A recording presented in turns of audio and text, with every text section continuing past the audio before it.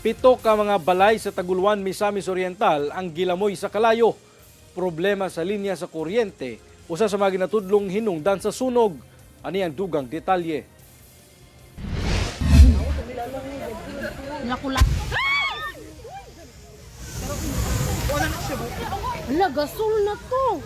Ang unta hapsay nga pagpangatulog sa mga residente. Nining usa ka zona sa barangay Baluarte, Taguluan, Misamis Oriental nabulabog dihang kalit nga miulbo ang usa ka sunog sa residential area mag alas 12 sa tungang gabi adlaw Miyerkules. Sa video nga kuha ni Dayrish, madungog pa ang mga pagbuto-buto samtang ginalamoy sa kalayo ang mga balay. Sumala sa usa sa mga nasunugan nga kalit lang ang pag-ulbo sa kalayo. Gani paspas nga mikaylap ang kalayo sa kasikbit nga mga balay.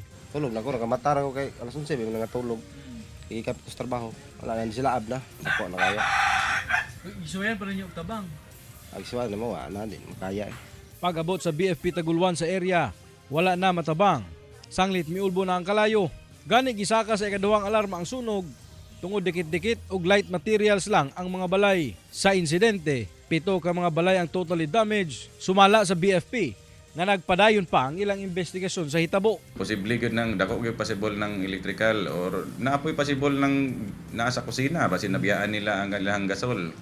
So either ana. Miabot sa kapin 400,000 pesos ang danyo sa maong sunog. Dali sab nga nagapod-apod og inisyal nga hinabang ang LGU Taguluan sa mga nasunugan. Kauban si Makoy Sempron, James Paulo Yap, 1 Mindanao.